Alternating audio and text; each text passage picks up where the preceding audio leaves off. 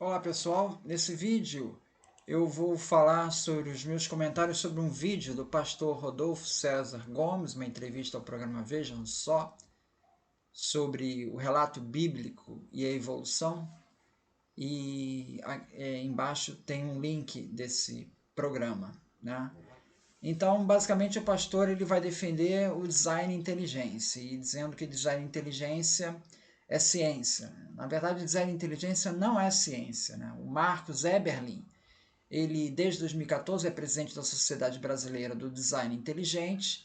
O fato dele ser da Academia Brasileira de Ciências, né, e aparecer no ranking da revista PLOS 2021 como um dos cientistas mais influentes aí do Brasil, tendo o maior número, um grande número de citações dos artigos dele, né? Isso não significa que o criacionismo seja corroborado pela ciência, porque os artigos que ele tem destaque são na área de química analítica, não tem nada a ver com criacionismo. Tá? Se alguém souber de algum artigo dele que tem esse alto índice de citação publicado numa revista de nível A ou B da CAPES, por favor, pode colocar aqui nos comentários. Tá? Então, isso não corrobora o design inteligente. Né? O design inteligente, na verdade, é um criacionismo disfarçado, como ficou evidente nesse vídeo. Né? O pastor Rodolfo César, em várias partes, ele reconhece que não tem respostas para várias questões ali que ele não consegue explicar. Mas então, qual é a proposta do programa? A proposta do programa era exatamente explicar tais relatos, né? Ele se propõe a provar cientificamente os relatos fantásticos, né, que constam ali da Bíblia, né? Mas ele, para provar, ele cita a própria Bíblia para corroborar. Então, por exemplo, a Arca de Noé. Ele falou, não, porque Jesus falou da Arca de Noé. Não, peraí, ele está usando a Bíblia para provar a própria Bíblia, né? Então, você teria de usar uma abordagem que a gente vê, por exemplo, no livro do Werner Keller, e a Bíblia tinha razão. Ou nos vídeos do próprio Rodrigo Silva, né, que é um pastor adventista também. Ele usa o quê? Relatos extra-bíblicos. Né? Se você está querendo provar relato bíblico, você tem que recorrer a um relato extra-bíblico para como. Você não pode usar a própria Bíblia. Né? Em nenhum momento ele cita qualquer relato extra-bíblico. Ele só cita a Bíblia. Né? Ele diz em determinado momento que a Bíblia estimula o ceticismo. Olha, essa parte daí tem a ver com a exegese bíblica, eu não sou pastor, mas olha, não, a Bíblia não estimula o ceticismo. Né? Em João 20, 29, quando Tomé vê o Cristo ressuscitado, Jesus diz assim, porque me viste, Tomé, creste, bem-aventurados os que não viram e creram. Então veja, existe um estímulo para aqueles que não foram lá confirmar. Jesus não está dizendo, olhem, confirmem tudo que eu estou dizendo aqui para ter fé. Não, ele diz, tenham fé. Toda a mensagem da Bíblia é baseada na fé, não no ceticismo. Não se pede que verifique o que Jesus está dizendo. Então, veja, isso aqui eu vejo uma falha grave aqui de exegese. Não, a Bíblia não estimula o ceticismo, ela estimula a fé. Tá? Ele diz que Bíblia não é ciência, mas ele passa o tempo todo confirmando todos os fatos narrados na Bíblia literalmente, tratando aquilo como ciência. Vamos então criar uma teoria científica, design inteligente, para tentar enquadrar aqui todos os fatos. Quem é o teu referencial? É a natureza? Não. O referencial é o relato bíblico. Né? Então a teoria tem que se ajustar a tudo o que está escrito literalmente na Bíblia. Então a Bíblia não é ciência? Bom, para ele é. Para ele a Bíblia é o padrão de verdade imutável. Agora veja, se existe uma verdade imutável, incontestável, irrefutável, por definição isso não é ciência. Segundo Karl Popper, né, a ciência é aquele conhecimento que você pode refutar. Se você tem uma verdade absoluta que você não pode refutar, isso não é ciência. Rodrigo Silva faz arqueologia científica? Não, não faz. Porque ele já sabe a resposta. Ele vai procurar no achado arqueológico aquele que confirme o literal da Bíblia. O que não confirmar é porque a gente ainda não pesquisou direito na arqueologia.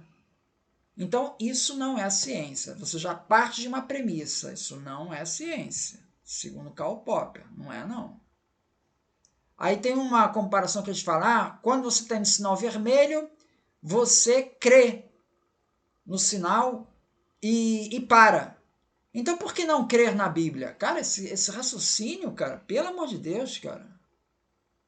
O sinal vermelho, se você avançar o sinal vermelho, estatisticamente, está comprovado que o número de acidentes aumenta.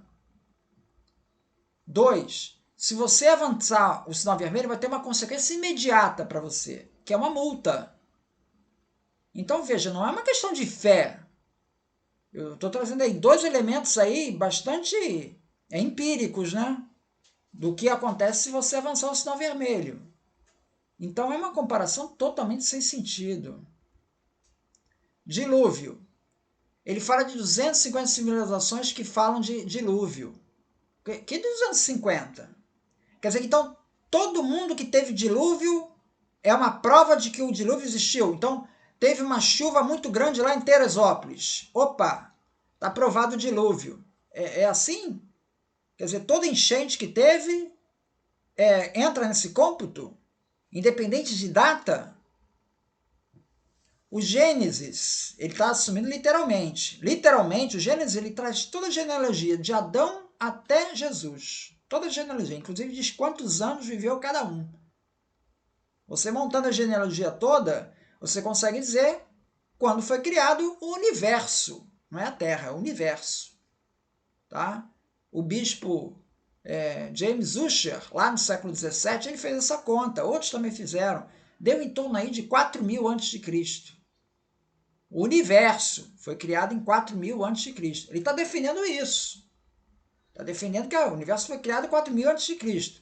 Tá bom. O dilúvio aconteceu em quanto? Bom, dá para saber precisamente, 2.370 a.C. Ah, mas como é que tu sabe com tanta precisão? Cara, é só ver a genealogia lá bíblica. Estou partindo do texto bíblico. Monta a genealogia, soma as idades de cada um, porque veja, as idades elas são exatas, né? É sempre interpretação literal. Não tem erro naquelas idades. Não tem erro na Bíblia.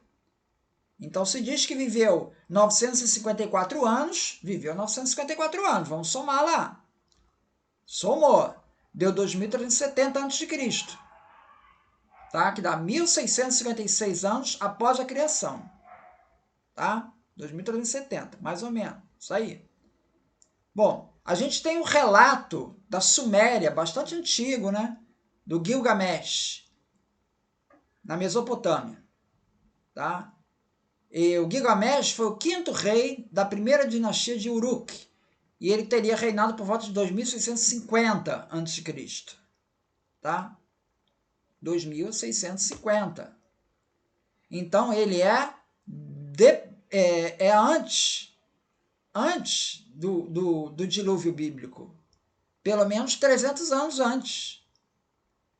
Então, como é que o dilúvio... Isso pode ser consequência do dilúvio bíblico? Se ele veio antes... Quer dizer, veja, a opinião dele é o seguinte. Existe um fato e esse fato é narrado por diferentes civilizações. Cara, essas civilizações narraram depois do fato, né? Ou eles têm uma máquina do tempo. Né? Eu presumo que foi depois do fato. Então, se é depois do fato, como é que o Gilgamesh pode ter acontecido antes? Então, são 2 dilúvios, né? Não é o mesmo dilúvio. Essa questão é colocada aqui pelo Werner Keller. Ele reconhece que existem problemas cronológicos no Gilgamesh, que não bate com a Bíblia. O próprio Rodrigo Silva, no vídeo dele, que eu deixo aqui embaixo também, ele também reconhece muito rapidamente, né? Ele passa um vídeo de 1 hora em 5 segundos, sem detalhar muito, ele toca nesse ponto que é fundamental. Né? Se você for comparar os textos escritos, né, a Bíblia judaica foi escrita aí o Gênesis por volta do ano 800 a.C., sei, 800. O relato lá do Gilgamesh foi escrito em 1800. Então é 1000 anos mais escrito, mais anterior de escrita, se você for comparar o texto escrito. Então, não bate essa cronologia, tá? Outra questão é dizer que quando ele diz que inundou toda a terra, cara, você tem que pensar em termos do que era o conhecimento da época. O conhecimento dessa época aí, 3000 a.C., era de que a terra, ela seria o quê? Para muitos seria plana. Para outros seria redonda. Ora, a terra redonda vai surgir lá nos gregos. Bem depois. Nessa época daí, pelo jeito, todo mundo acreditava que a terra é plana.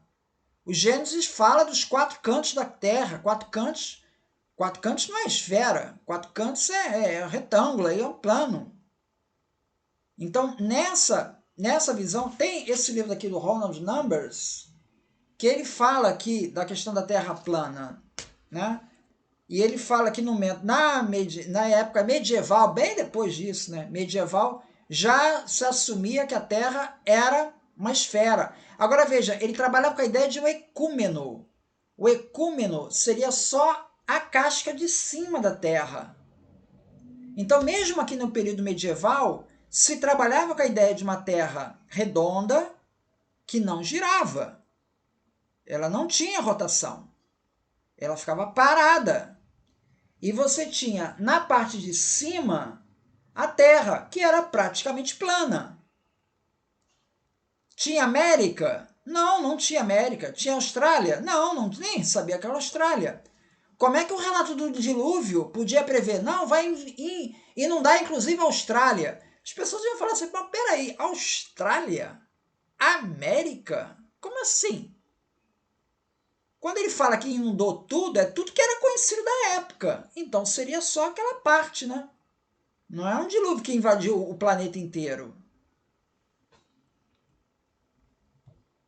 Cobra falante, do Gênesis. Aí o pastor, né, ele responde o seguinte: isso é facilmente provado, porque no Novo Testamento ele fala de possessões, né? Jesus expulsa demônios de pessoas. Cara, novamente, está provando Bíblia usando a Bíblia, né? Agora, possessão de pessoa conta? Cara, a gente está falando o seguinte, uma cobra falante. Uma cobra normal não está possuída não, tá? Uma cobra normal. Cobra fala? Você tinha que me mostrar, então, outros relatos fora da Bíblia de animais que falam. Aí ele fala sobre a evolução. Ele vai rebater dizendo, não, a evolução não faz sentido. Por quê? Porque pense comigo, é estatisticamente improvável que homem e mulher tivessem evoluído juntos, né? Ou seja, o homem teria tido uma evolução, a mulher outra. E quando o homem e a mulher se encontrassem, eles não iam conseguir ter filhos, porque um estaria no estágio muito avançado que o outro. Caraca, olha só, eu estou me falando da minha posição de aluno de 2º grau, tá? Que estudou evolução. Onde é que ele viu que a evolução era separada de homem e de mulher? Não, peraí, essa parte eu não entendi. Quer dizer, o homem evoluiu sem a mulher. Quer dizer, o homem se reproduzia entre os homens. É isso que ele está dizendo? As mulheres entre as mulheres. Aí foram evoluindo. Aí, em um momento, o homem encontrou com a mulher. Caraca, é isso mesmo? Meu amigo, evolução homem e mulher foi junto, né, cara? Porra, quando nasce homem e mulher, qual a probabilidade de nascer homem? 50%. Homem e mulher evoluem juntos. Assim como em qualquer outra espécie. Dentro de uma espécie, homem e mulher, macho e fêmea, evoluíram juntos. Você está levando em conta que teoria da evolução? Seria outra?